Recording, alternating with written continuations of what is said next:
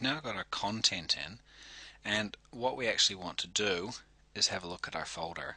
I've got my index, the layout, and an images folder. And inside the images folder, I've got the images that I'm going to want to use for it. The first one I'm going to want to use is this background title. Now I've gone into Photoshop and I've made a background title that is the size that I want it to be. How do I know what size it is? Well, I knew that my container was going to be 768 pixels wide. So that's how wide I want that image to be. How deep or how long I want that image to be down the page is completely up to me. And I've made it a random amount. It doesn't really matter how big I make it, because the rest of the text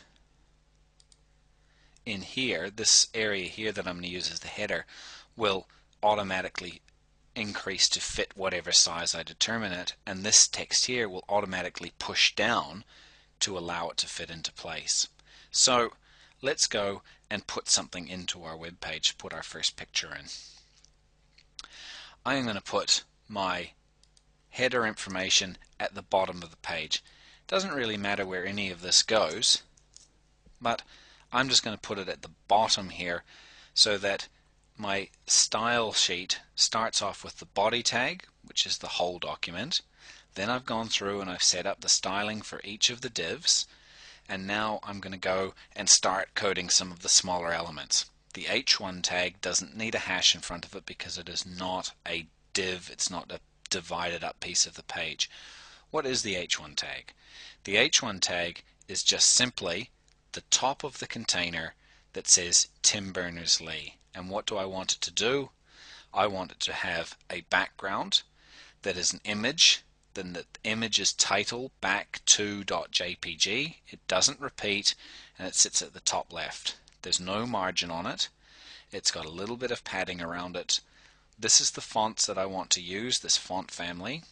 I want the font size to be 250% of its normal size, and I want the font weight to be bold, and I want the color of the font to be FFF, which essentially is white. Let's save that and go have a look and see what we've created now. In my index page, I've now got my Tim Berners-Lee page at the top. I've got the padding that pushed around the sides there. I'll explain padding a little bit later, and it's automatically pushed this banner in and pushed the rest of the page out. This is actually starting to look a lot more like a web page, and we've built the whole thing from scratch. I'm on a bit of a roll with this now. Our web page is starting to take shape. I've still got no styling features on my HTML. All of my styling features are on my layout CSS. I've gone through and I've got the H1 tag put in, so I may as well go quite quickly and put my H2 and H3 tags in. My H2 tags are just going to be those tags that will affect the H2 headings, which are my subheadings, subheading, subheading, and it will also affect my level 3 tags, which are coming up in the contact area. I've got an H3 for postal, phone, and email. So all I want to do is in my CSS have a look at the information that I've put in. I have put in a margin, I've put in some padding, I've put a background image for my H2 tags, which was that gradient image. The gradient image was this image here, that is that orange color that's just dark at one end and light at the other, just to break up the page a little bit. Made in Photoshop. And it says go to the images folder where the rest of the website's stored and open up gradient.gif. Don't repeat it, put it in the top left. Make the font size for H2 115%, make them bold, make them this color, and put a border on at the very bottom of the H2 tags, which is 1 pixel solid in this color here. The colors, the pixel lengths of the borders, the font weights, the sizes can all be changed up to whatever you want. The H3 tags are the same. Margins, font sizes, font weights, font colors. This way, if I had all of those H2 tags and I wanted to change them, I could easily change one setting in here and it would instantly change all of them. It's not so important when it's only 3 or 4 H2 tags on a document, but if I put all of those other pages in, all of the ones like employment, goals, interests, recommends, and galleries, and they all had H2 tags in them, I could spend a long time going through and changing each H2 tag if I didn't like the way it initially looked, or I could just go and change the settings in here and it would affect all of those styles. Let's go and see what this looks like. Save it, minimize that, into our web design folder.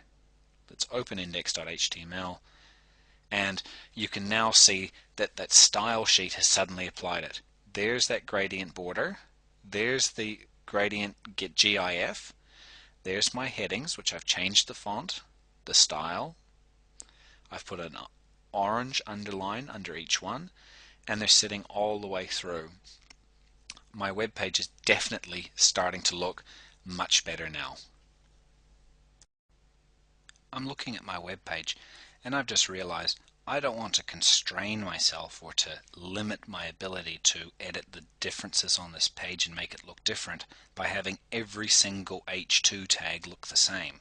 What I might want is for the H2 tags inside the content to look one way and the H2 tags inside the navigation to look another.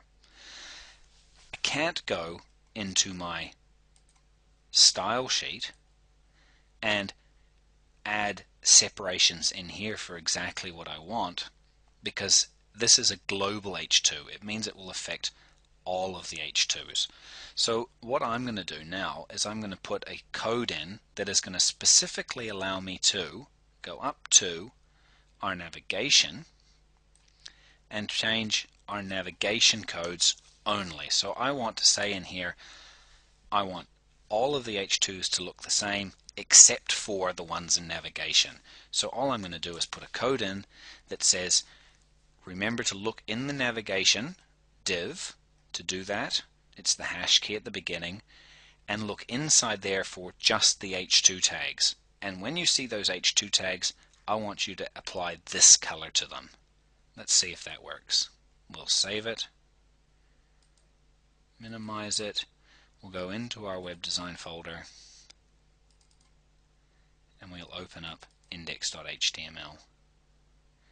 And now you can see here I have got my more information, which is an H2 tag inside the navigation div, a different color from these ones here. Let's have a look and see how our web pages started to develop over time. There is chunks missing, but it'll give us an idea. Here was our initial page where we started putting the containers in. There was all our containers in. Here's where we started to get our content in.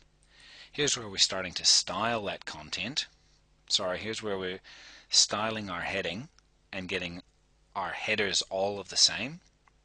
Here's where I applied the style to the headers as a whole. And this one here is where I've now individualized the style for specific areas. So you can see the power of the CSS for styling a website and allowing that styling to be separate from the content so that it's more easily manipulated.